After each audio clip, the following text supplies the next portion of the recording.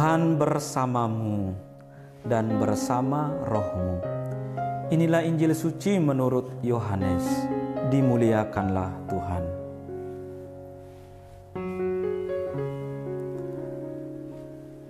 Datanglah seorang yang diutus Allah, namanya Yohanes.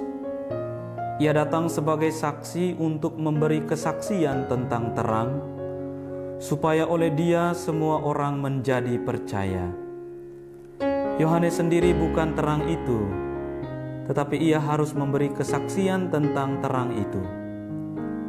Dan inilah kesaksian Yohanes ketika orang Yahudi dari Yerusalem mengutus kepadanya beberapa imam dan orang-orang Lewi untuk menanyakan kepadanya, "Siapakah engkau?"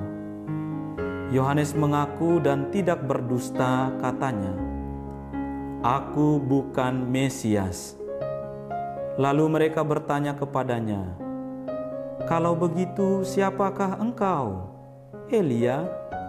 Yohanes menjawab, "Bukan." "Engkaukah nabi yang akan datang?" Ia pun menjawab, "Bukan." Maka kata mereka kepadanya, "Siapakah engkau? Sebab kami harus memberi jawab kepada mereka yang mengutus kami. Apakah katamu tentang dirimu sendiri?" Jawab Yohanes, "Akulah suara orang yang berseru-seru di padang gurun. Luruskanlah jalan Tuhan, seperti yang telah dikatakan Nabi Yesaya." Di antara orang-orang yang diutus itu ada beberapa orang Farisi.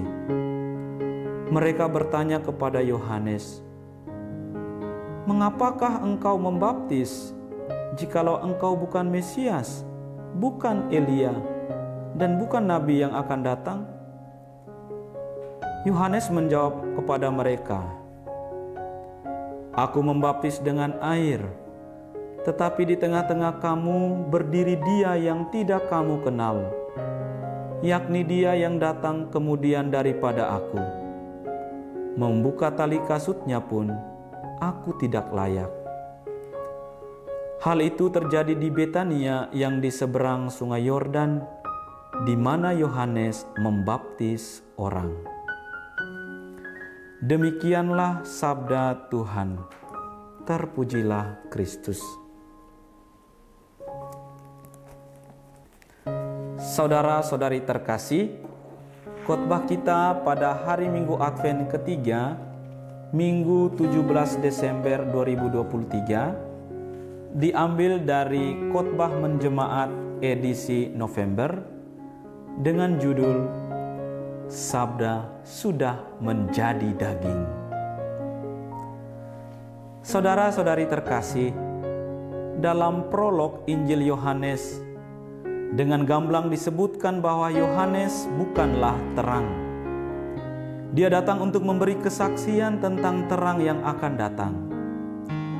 Dia bukanlah Mesias yang dinanti-nantikan, atau dia bukanlah sungguh-sungguh Elia yang akan datang kembali, meskipun dia berpakaian dan berperilaku seperti yang diharapkan dalam zaman Mesianis. Terang yang sesungguhnya ialah Yesus Kristus yang datang kemudian. Yohanes Pembaptis menggenapi peran sebagai saksi dengan membuat suatu klaim mengenai dirinya, dengan menunjuk pada Yesus sebagai anak domba Allah, dan mengutus muridnya untuk mendatangi Yesus. Ditampilkan juga pada bagian ini orang-orang Farisi dan para imam agung sebagai kelompok tersendiri. Kesaksian Yohanes ditempatkan di Sungai Yordan untuk menghubungkannya dengan Yerusalem. Saudara-saudari terkasih, pertanyaan orang Farisi mengenai otoritas Yohanes untuk membaptis dihubungkan dengan zaman Mesianis yang dinanti-nantikan.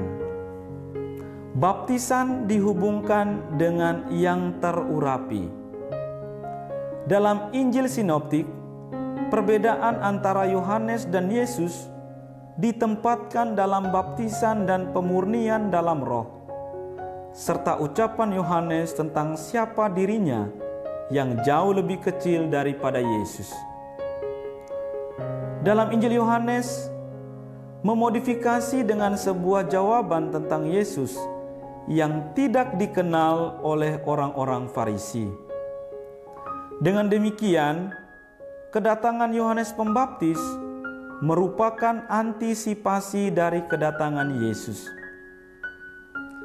Saudara-saudari terkasih, Minggu Advent ketiga ini disebut juga Minggu Gaudete. Nama ini berasal dari bahasa Latin, dari kalimat pertama dalam surat Rasul Paulus pada bagian pembuka suratnya kepada jemaat di Tesalonika. Kutipan ini memberikan pedoman untuk mengalami sukacita sejati di masa penantian. Minggu depan kita akan merayakan Natal. Bila kita melihat aneka persiapan yang sekarang dilakukan untuk menyambut Natal di jalan-jalan, tampak kemeriahan yang akan kita rayakan.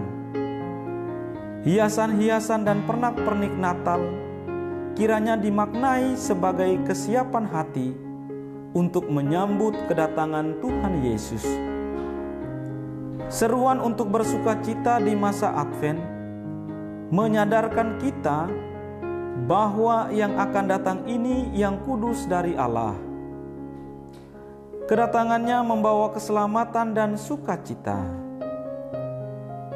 Saudara-saudari terkasih, sosok Yohanes Pembaptis ditampilkan untuk memberi kesaksian tentang Yesus. Penegasan ini mengoreksi harapan-harapan saleh akan datangnya Mesias. Terang yang akan datang akan bersinar agar orang menjadi percaya dan memperoleh hidup kekal. Berbagi hidup dengan Sang Terang dapat dipahami dalam usaha membangun masyarakat yang madani dengan mengajak semua orang yang berkehendak baik terlibat dalam hidup bersama. Perhatian dan kepedulian kepada mereka yang kecil, lemah, miskin, tersingkir dan difabel membuat mereka yang kurang beruntung mempunyai semangat hidup. Mereka sering menghindar dalam kehidupan bersama dan kehidupan menggereja karena kekurangan dan kelemahan dalam dirinya. Kita terpanggil untuk membangkitkan semangat dan harapan hidup mereka. Semoga dengan semakin dekatnya Natal, kita terus berjuang untuk mewartakan kabar sukacita bagi semua orang tanpa terkecuali. Tuhan memberkati. Amin.